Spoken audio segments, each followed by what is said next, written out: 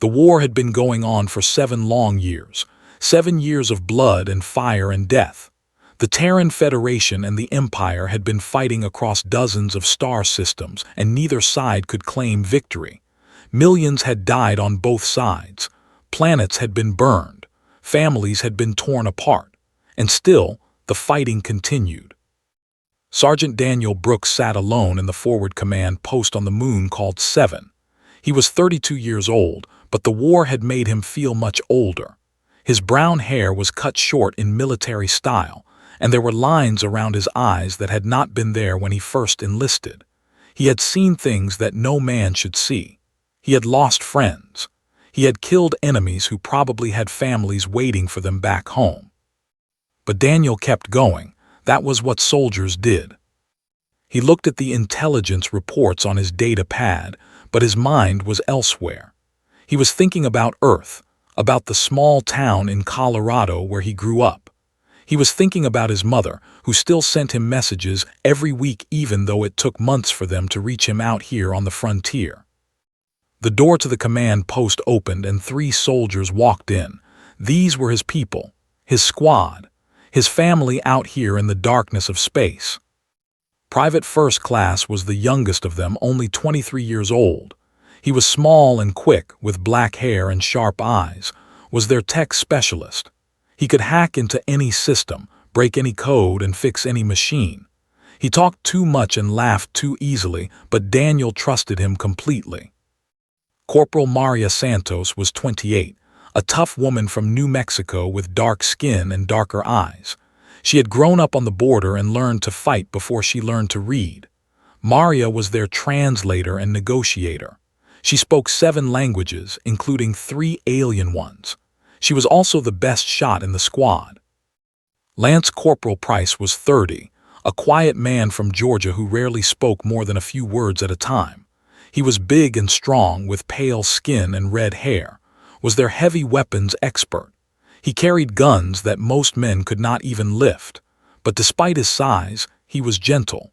Daniel had once seen him spend an hour helping a wounded alien child, even though that child's people were the enemy. These 3 soldiers were more than teammates to Daniel. They were his brothers and sister. Threw himself into a chair and groaned. Another day of nothing. I'm so bored I could scream. Maria rolled her eyes. Be grateful for boring. Boring means nobody is shooting at us. I know, but still. I joined the military for adventure, not to sit in a bunker reading reports. Said nothing. He simply sat down and began cleaning his weapon, as he always did. Daniel was about to respond when his communication device beeped. He looked at the screen and frowned. It was a priority transmission from command. That was unusual. Priority transmissions usually meant trouble. He activated the hollow screen, and the image of Admiral Vance appeared before him. She was an older woman with gray hair and a stern face. She had been fighting this war since the beginning, and it showed in her eyes. Sergeant Brooks, she said, I hope I'm not interrupting anything important. No, Admiral, just the usual routine. What can I do for you? The Admiral paused. She seemed to be choosing her words carefully. We've received an unusual communication, very unusual. It came directly from the High Queen herself. Daniel felt his eyebrows rise. The High Queen was sovereign, ruler of the entire enemy empire. She was one of the most powerful beings in the galaxy. Why would she be contacting human forces? What does she want? Daniel asked.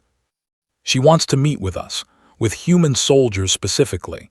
She has made a request that I'm still trying to understand. The Admiral took a deep breath. Her daughter, Princess, was captured 3 years ago during a small battle near the nebula. The princess was being moved to a prison facility when her transport ship was attacked by unknown raiders. She has been missing ever since. Maria stepped forward. Missing? You mean the enemy lost their own princess? Yes, and here is the strange part. The Queen does not believe we took her. She knows that the raiders were neither human nor. She believes they were slavers from the Crimson Syndicate. Daniel felt his stomach tighten. The Crimson Syndicate was a criminal organization that operated in the dark spaces between empires. They dealt in weapons, drugs, and slaves. They had no loyalty to anyone and feared nothing. "So what does she want from us?" Daniel asked. Admiral Vance looked directly at him through the hollow screen. "She wants human soldiers to find her daughter and bring her home. She specifically asked for soldiers who are known for their honor and their word." Laughed nervously. "Wait, the enemy queen wants us to rescue her kid. Why would we do that? We're at war with them." "Because," the Admiral said slowly, "if we do this, it could change everything. Sovereign has hinted that she would be willing to discuss peace if her daughter is returned safely. Real peace. An end to this war." The room went silent. An end to the war. Those words hung in the air like something holy. "There's more," the Admiral continued. "The Queen asked for us specifically because of our reputation. She said that humans are known for keeping their promises, even to enemies. She said that humans search for lost children across star systems. She said that humans mourn strangers as though they were family." The Admiral paused. "She believes that only humans would care enough to find her daughter." Daniel felt something stir in his chest. Pride, maybe, or perhaps something deeper. "Sergeant Brooks, I'm asking you and your squad to take this mission. It will be dangerous. The Syndicate does not give up their prizes easily. You will be operating in enemy territory without backup. If you are captured or killed, we cannot acknowledge you." Daniel looked at his squad, had stopped laughing. Maria's eyes were bright with something that might have been hope, had stopped cleaning his weapon and was watching Daniel with quiet intensity. "What do you think?" Daniel asked them. Shrugged. "I said I wanted adventure." Maria nodded slowly. "If there's a chance to end this war, we have to try." Spoke one word, "Yes." Daniel turned back to the Admiral. "We'll do it." Admiral Vance allowed herself a small smile. "I knew you would. Coordinates for the meeting point are being sent to your ship. The Queen will be waiting. Good luck, Sergeant. Humanity is counting on you." The hollow screen went dark, and Daniel sat in the silence, wondering what he had just agreed to. But somewhere deep inside, he knew it was the right choice, because that was what humans did. They helped people who needed help, even enemies, even strangers, even alien princesses lost in the darkness between stars. He stood up and looked at his squad. "Pack your gear, we leave in 1 hour." The meeting place was an old space station floating in the empty zone between human and territory. No one owned this place. No one wanted it. It was a dead station, abandoned long ago, now used only for secret meetings between enemies who needed to talk without being seen. Daniel guided their small ship toward the station's docking port. The station looked like a skeleton in space, dark and cold and lifeless. But as they got closer, he could see lights in some of the windows. Someone was already there.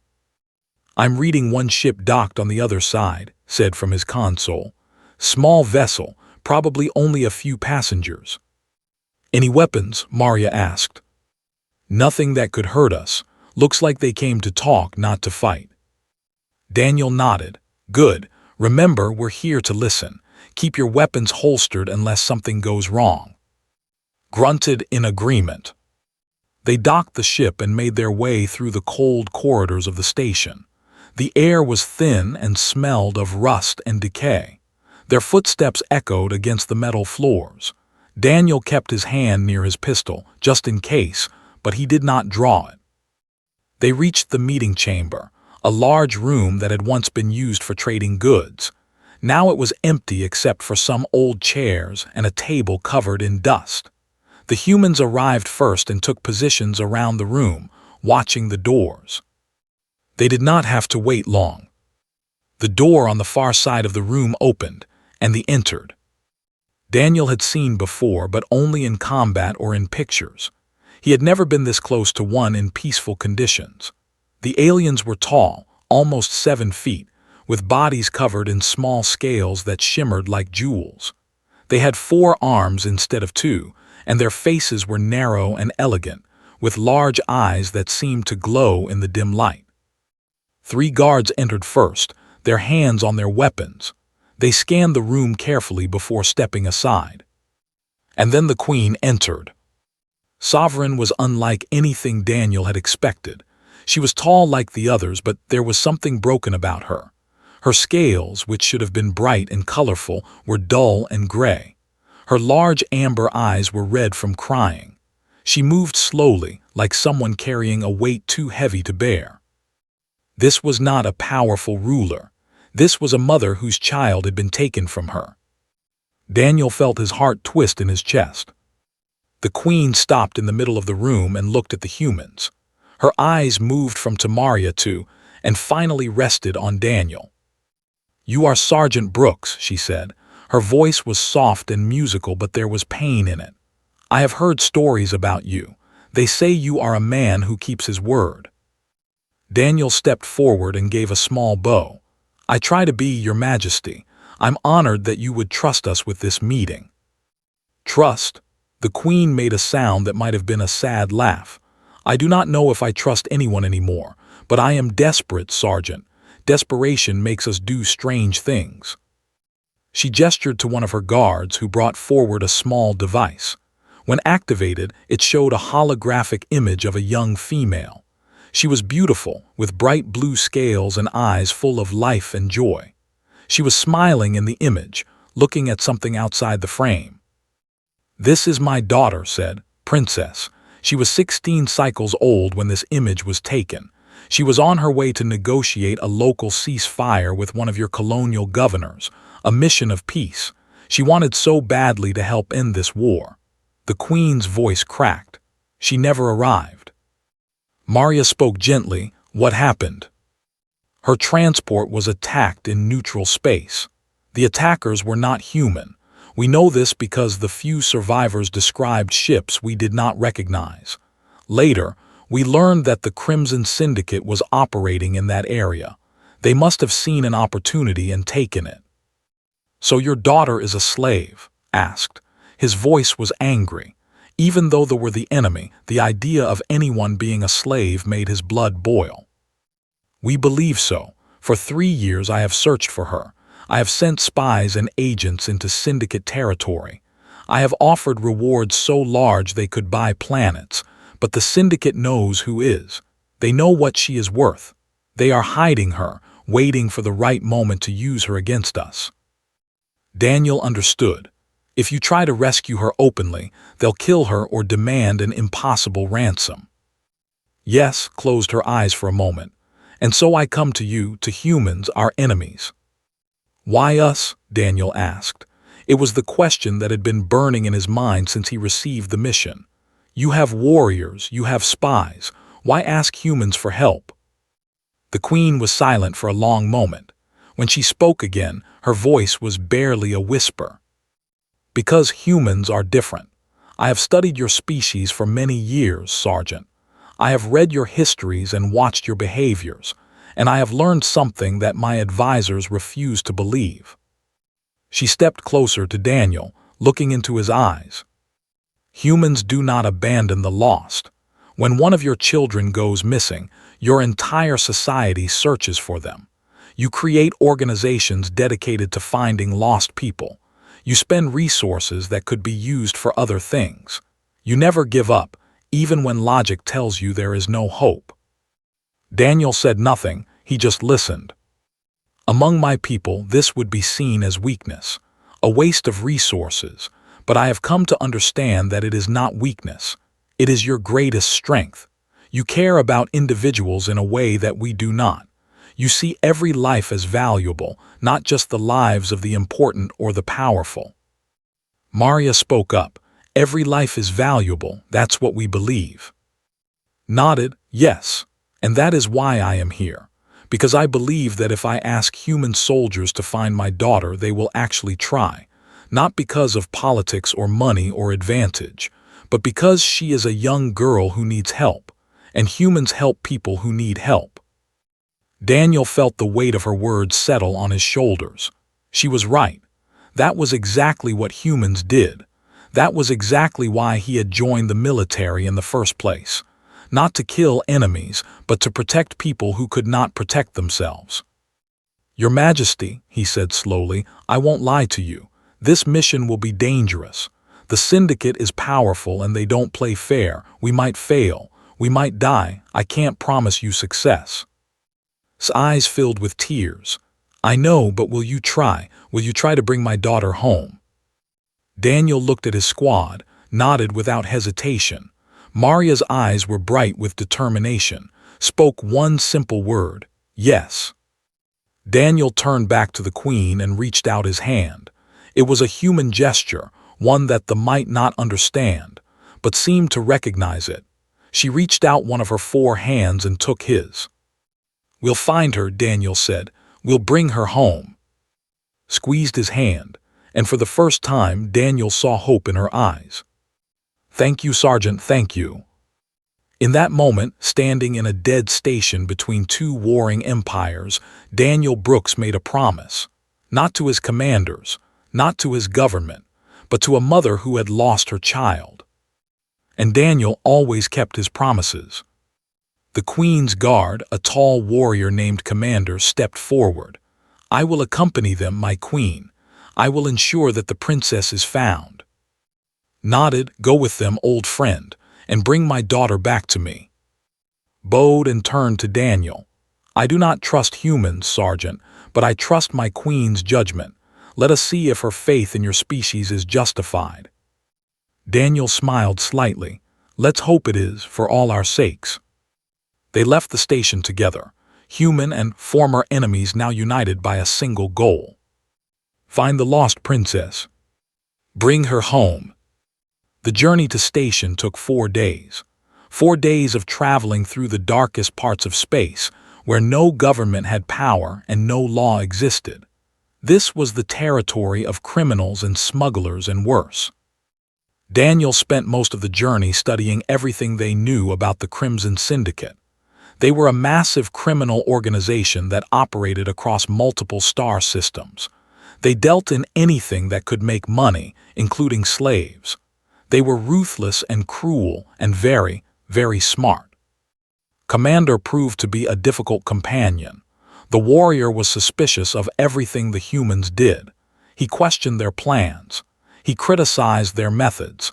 He made it clear that he did not believe humans could succeed where agents had failed. But Daniel noticed something else about. Despite his harsh words, the commander was deeply loyal to his queen and devoted to finding the princess. Underneath his cold exterior was a soldier who cared about his mission. Maria was the first to break through walls. She approached him on the 2nd day of their journey and started asking questions about culture. At first, refused to answer, but Maria was patient. She kept asking, kept showing interest, kept treating him with respect. By the 3rd day, was actually talking to her. "Your people confuse me," admitted as they sat in the ship's small common area. "We have been at war for 7 years. I have killed humans. Humans have killed my soldiers. And yet here you are, risking your lives for our princess. Why?" Daniel looked up from his data pad. "Because she needs help." "That is not a reason. That is sentiment." "Maybe, but it's how we think." Shook his head. "Among my people, we would not risk lives for an enemy's child. We would see it as foolish, a waste of resources."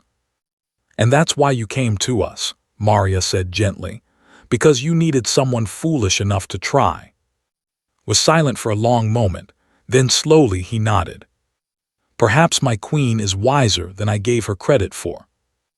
On the 4th day, they arrived at station. The station was huge, a city floating in space. It had been built long ago as a mining outpost, but now it served as a hub for criminals of all species. Thousands of beings lived there, buying and selling illegal goods, hiding from the law, and doing things that decent people tried not to think about. Daniel landed their ship at one of the public docking bays. They had changed into civilian clothes to blend in. Daniel wore a simple jacket and pants. Maria had chosen an outfit that made her look like a trader, looked like a young mechanic. could not hide his size, so they decided he would pretend to be hired muscle. Was the problem? Would stand out on a station like this. They solved it by keeping him hidden in a cloak, claiming he was a sick relative who could not show his face. "Remember," Daniel said as they prepared to leave the ship, "we're here to gather information. No fighting unless we have no choice. Stay calm, stay quiet, and listen." They split up to cover more ground. Maria headed to the bars and clubs where traders gathered. Her job was to listen for rumors and make contacts.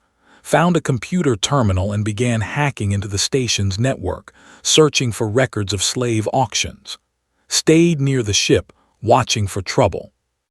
Daniel and moved through the lower levels of the station. These were the dark places where the worst criminals operated.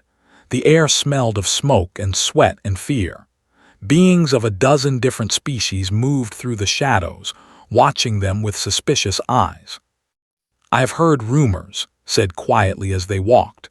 "Rumors of a rare being held somewhere on this station, a female with unusual scales." "Blue scales?" Daniel asked. "Yes, like the princess." Daniel felt his heart beat faster. They were close. He could feel it.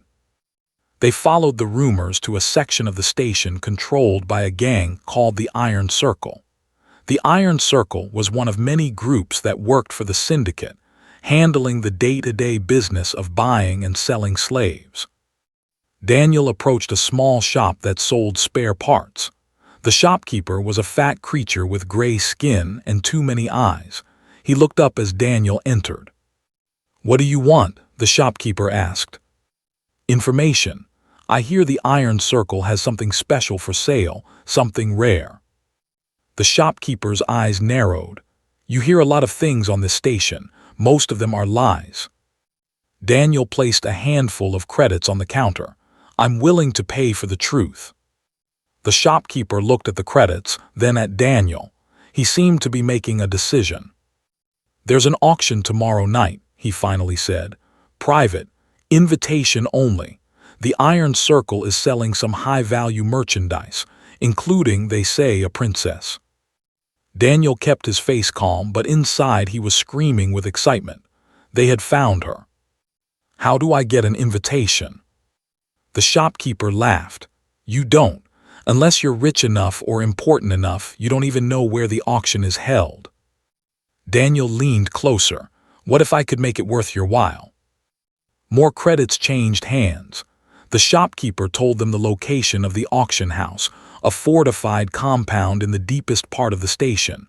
He also told them about the security, which was heavy. Guards everywhere, cameras, sensors. The Iron Circle was not taking chances with their valuable merchandise. Daniel thanked the shopkeeper and left. He found a quiet corner and contacted the rest of the team. "I found her," he said through the communication device.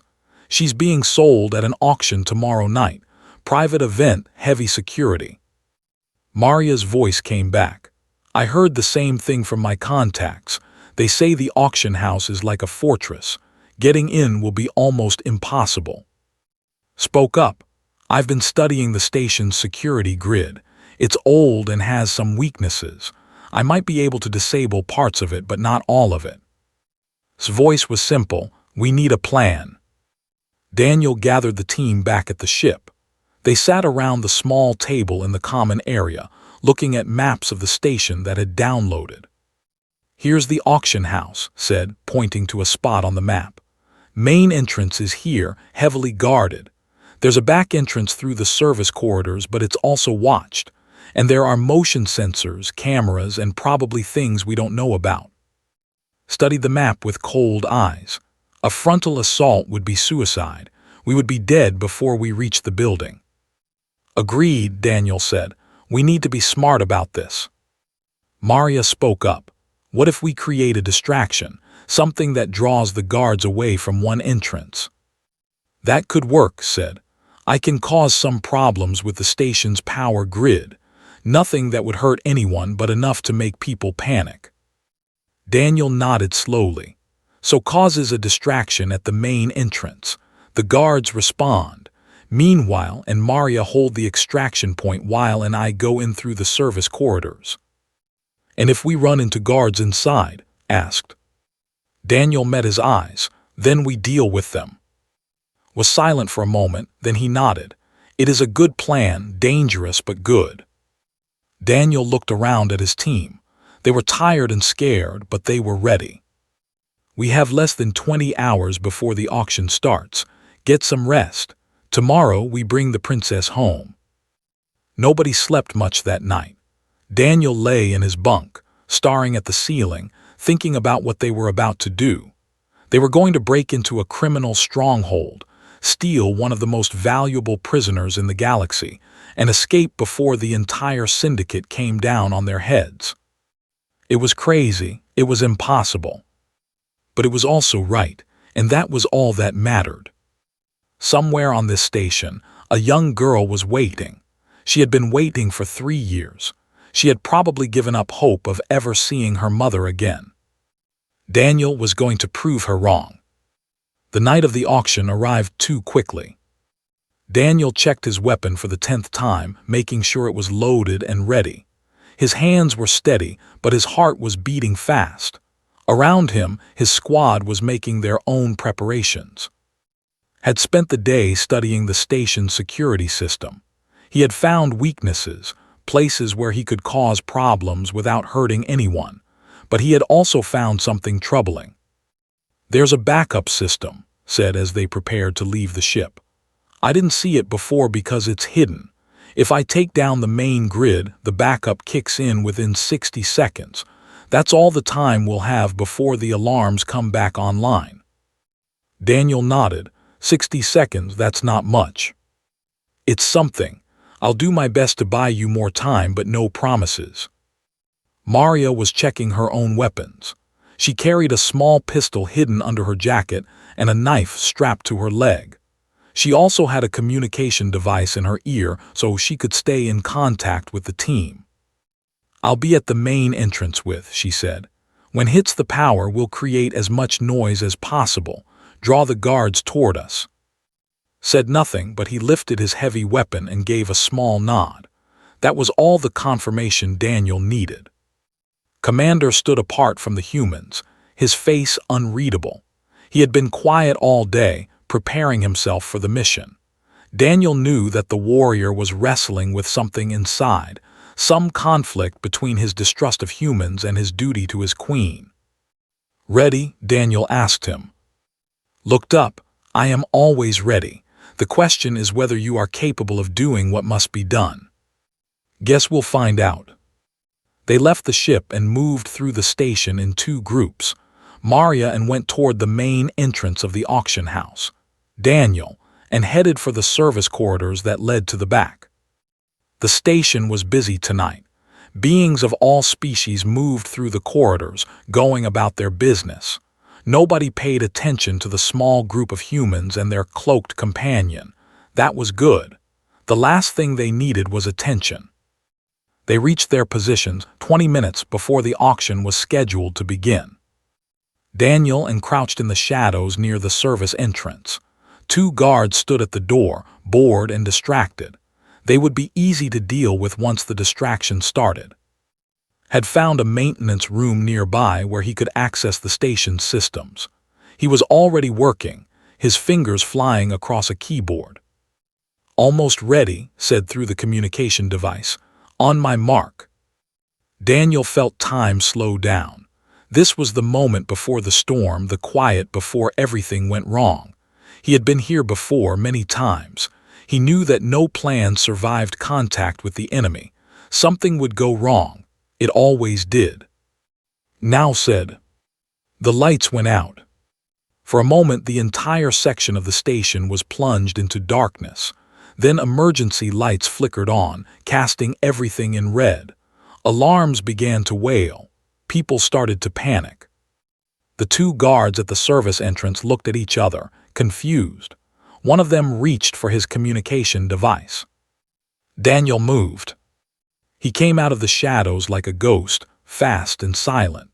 Before the first guard could react, Daniel had knocked him unconscious with a single blow. dealt with the second guard, his forearms moving with deadly speed. "Doors open," Daniel said. "Let's move."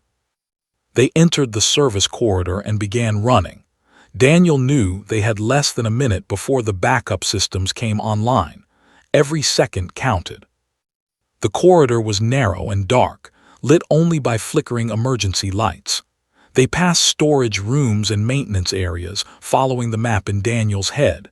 Left, right, straight, right again. Then Daniel heard gunfire from the main entrance. Maria and Had engaged the guards. "We're drawing fire," Maria's voice came through the communication device. She sounded out of breath but calm. "Multiple hostiles. We can hold them, but hurry." 30 seconds until backup comes online, warned. Daniel pushed himself to run faster, kept pace beside him, his long legs eating up the distance. They reached the holding area just as the lights came back on. "Backup's active," said. "You've got maybe 2 minutes before they realize where you are." The holding area was a large room filled with cages. Most of the cages were empty, but a few held prisoners, beings of various species who had been captured and were waiting to be sold. Daniel's stomach turned at the sight. But he could not help everyone. Not today. Today he had one mission. "There," said, pointing. In the far corner of the room, in a cage by herself, was a young female. Her scales were dull and dirty, her body thin from years of poor treatment. But her scales had once been blue, bright blue, like the princess in the holographic image. They had found her. Daniel ran to the cage. The princess looked up as he approached, and he saw terror in her eyes. She scrambled backward, pressing herself against the wall, raising her thin arms to protect herself. "No," she whimpered, "please, no more." Daniel stopped.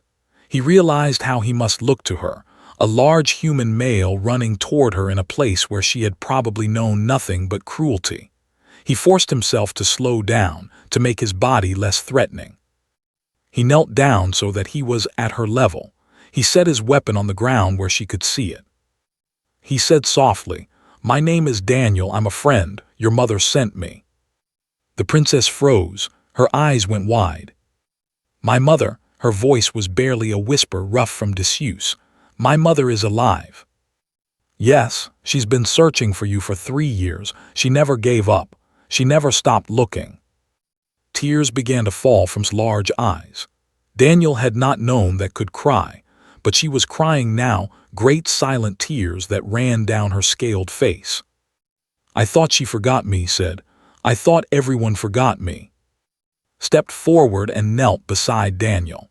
He spoke in the language, words that Daniel could not understand, but seemed to recognize something in his voice or his words, because her expression changed from fear to hope. "Commander," she asked, "you are my mother's friend." "Yes, princess, I am here to take you home." Daniel worked on the lock of the cage while spoke to the princess. The lock was electronic, but it had a manual override for emergencies. Daniel forced it open and swung the door wide. "Can you walk?" he asked. She tried to stand, but her legs were weak. She had been in this cage for a long time, unable to move properly. "I will carry her," said. He lifted the princess gently in his forearms, holding her like a child. "Let's go," Daniel said. "We're not safe yet." They moved back through the service corridors, but this time they were not alone. Guards were everywhere now, searching for the intruders. Daniel had to stop twice to deal with enemies who crossed their path. Each fight cost precious seconds. Maria's voice came through the communication device. "We're being pushed back. There are too many of them. We need to pull out now." "We're on our way," Daniel replied. "Hold the extraction point." They burst out of the service entrance and into chaos. The station was in full alert now. Alarms were screaming. Guards were running in every direction. In the distance, Daniel could hear the sound of heavy weapons fire. Had set up a defensive position near their ship. He was holding back waves of attackers with his big gun, but even he could not hold forever. Maria was beside him, picking off guards with precise shots from her pistol. "Go, go, go," Daniel shouted. They ran toward the ship. Guards tried to stop them, but covering fire kept them at bay. Daniel felt something hot graze his arm, a plasma bolt that had come too close. He ignored the pain and kept running. Reached the ship first, carrying the princess up the ramp. Was already in the pilot's seat, powering up the engines. Maria and followed, still firing at their pursuers. Daniel was the last one aboard. He slammed his hand on the controls, and the ramp began to close. "Get us out of here," he shouted. Did not need to be told twice. The ship lifted off the deck and shot toward the station's exit. Behind them, Syndicate vessels were scrambling to pursue. Grinned despite a plasma burn on his arm. "Now it gets interesting." Flew like a demon, dodging through the asteroid field outside the station, using the rocks as cover. The Syndicate ships tried to follow, but was better. He led them into the densest part of the field, weaving between rocks that were twice the size of their ship. One by one, the pursuing ships fell behind. Some crashed into asteroids, others gave up the chase. Finally, they were alone. Daniel slumped against the wall, breathing hard. His arm was throbbing where the plasma bolt had grazed him, but he did not care. They had done it. He looked at who was still cradled in his arms. She was looking back at him with an expression he could not read. "You came for me," she said. "A human came for me." Daniel managed a tired smile. "Someone had to." "Why? We are enemies. Your people and mine have been killing each other for years." Daniel thought about the question. He thought about the Queen's grief, about the years had spent in that cage, about what it meant to be human. "Because you're someone's daughter," he finally said. "Because you were lost and alone. Because if it were my kid, I'd want someone to help." Was silent for a long moment. Then she reached out one trembling hand and touched Daniel's face. "Thank you," she whispered. "Thank you." Daniel closed his eyes and let himself rest. They had a long journey home. The journey back to space felt like the longest trip of Daniel's life. It was only 5 days, but each day seemed to stretch forever. He spent most of his time sitting outside the small cabin where Princess was resting, keeping watch even though there was nothing to watch for. Old habits died hard. The princess slept a lot. Her body was weak from 3 years of captivity and she needed rest. But when she was awake, she did not want to be alone. She asked Daniel to sit with her, to talk to her, to remind her that she was no longer a prisoner. Daniel was not good at talking. He was a soldier, not a counselor, but he did his best. He told her about Earth. He described the blue oceans and the green forests and the mountains that touched the clouds. He told her about his in Colorado, about the way the snow looked in winter and the sound of birds in spring.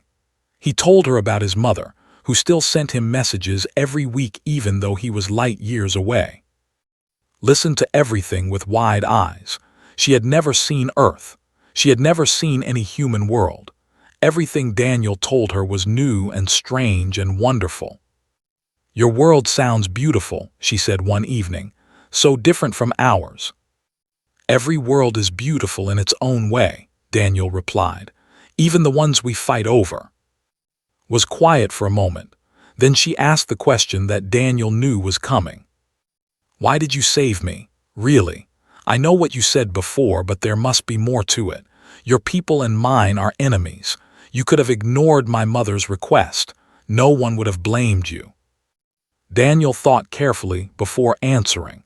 It was a question he had been asking himself since the beginning of this mission. "When I was young," he finally said, "my sister got lost. She was only 7 years old. She wandered away from our house and disappeared into the woods.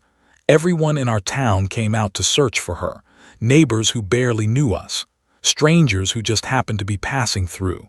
They searched all night in the rain and cold." "Did they find her?" "Yes. A man I had never met before found her hiding in an old barn about 5 miles from our house. She was cold and scared, but she was alive. The man carried her all the way back home. Daniel looked at. That man didn't know my family. He had no reason to help us. But he did it anyway because he knew that somewhere a little girl was scared and alone and someone had to help her. He paused. That's what humans do. We help each other. Not because we expect rewards or because it makes sense. We help because it's right. And if that means helping someone who was supposed to be our enemy, then that's what we do. His eyes were shining with tears. Your species is very strange. Daniel smiled. Yeah, we get that a lot. On the 5th day, they entered space. Daniel expected to be stopped by military patrols, but Commander had sent ahead a coded message. The ships that met them provided an escort rather than a threat. The Princess's was called Prime. Daniel had never seen it before. As their ship descended through the atmosphere, he was struck by its beauty. The planet was covered in vast forests of purple and silver trees. Great cities of crystal and metal rose from the landscape like dreams made solid. Rivers of liquid gold wound through the valleys, reflecting the light of the twin suns. It's beautiful, Maria said softly. Nodded, no wonder they fight so hard to protect it. Pressed her face against the window, tears streaming down her cheeks. Home, she whispered. I never thought I would see it again. They landed at the royal palace, a massive structure that seemed to grow from the ground itself. It was made of living crystal that pulsed with soft light. Guards in ceremonial armor lined the path from the landing pad to the main entrance. But Daniel barely noticed any of this. His attention was fixed on the figure standing at the base of the landing ramp. Sovereign was waiting. The queen looked different from when Daniel had last seen her. The dullness had faded from her scales, and there was light in her eyes. But her body was tense, her 4 hands clasped together in front of her. She looked like someone who wanted desperately to hope but was afraid to. The ramp lowered slowly. Daniel was the first to step out. He walked down the ramp and stopped in front of the queen. Your Majesty, he said, I told you we would bring her home. Opened her mouth to respond, but no words came out. Her eyes were fixed on the top of the ramp, where a small figure had appeared. Stood at the edge of the ramp, looking down at her mother.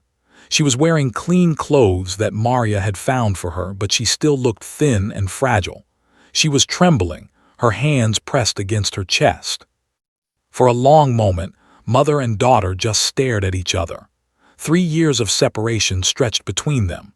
3 years of grief and fear and desperate hope. Then took a step forward. Her voice cracked as she spoke the words that Daniel would never forget. Mom, I'm back. Something broke in composure.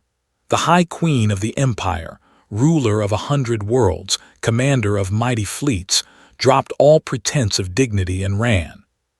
She ran up the ramp like any mother would. She ran toward her daughter with her arms outstretched. She ran with tears flowing down her scaled face and sounds of raw emotion escaping her throat. Ran too. They met in the middle of the ramp and crashed into each other. Wrapped all 4 of her arms around her daughter and held her so tightly it looked like she would never let go. Buried her face in her mother's chest and wept like a child. My baby sobbed, my baby, my baby. Mama cried, I'm sorry I was gone so long. No, no, my precious one, you have nothing to be sorry for, nothing. You're home now, you're safe, I have you, I have you. Daniel stood at the bottom of the ramp and watched. Behind him, his squad had gathered. Maria was crying openly, tears running down her face. Was looking away, clearing his throat and blinking rapidly. Even had moisture in his eyes, though he would probably deny it later.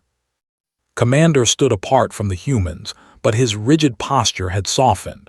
He was watching his queen and princess with an expression that might have been peace. The reunion went on for a long time. Mother and daughter held each other and wept and whispered words that no one else could hear.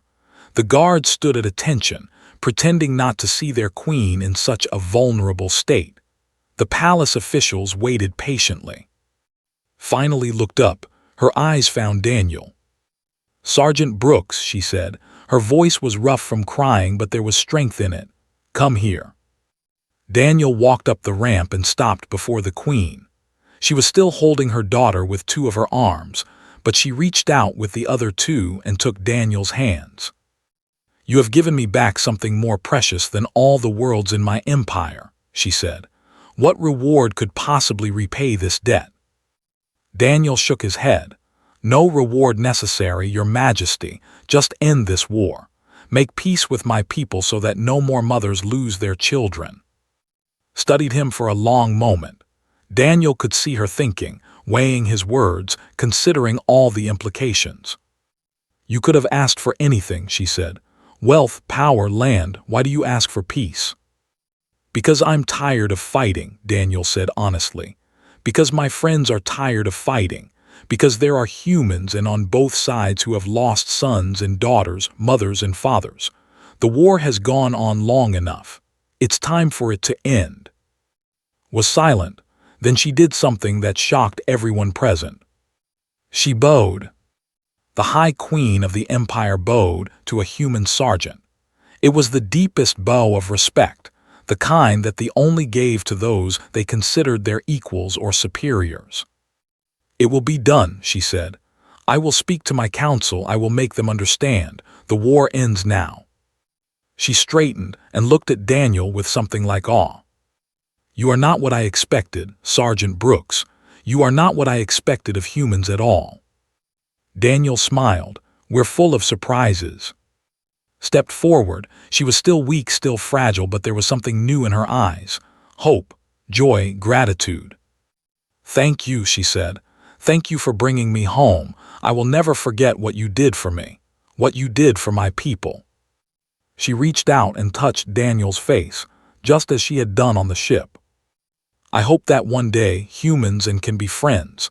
I would like that very much." Daniel felt something warm in his chest, pride maybe, or something deeper. "I'd like that too." 6 months later, the treaty was signed. The war that had lasted 7 years came to an end. Historians would debate the causes for centuries. Some said it was inevitable. Others pointed to political and economic factors. But Daniel knew the truth. The war ended because a human soldier looked at an alien mother's grief and saw his own humanity reflected back. Because he made a promise to bring a lost girl home. Because he kept that promise. And in doing so, he showed two warring species that they were not so different after all. Years later, when people asked Daniel about the mission, he would shrug and say it was just another job. But sometimes, late at night, he would think about's face when she saw her mother. He would think about's tears. He would think about the moment when a princess whispered, "Mom, I'm back." And he would smile. Because that was what humans did. They brought the lost ones home,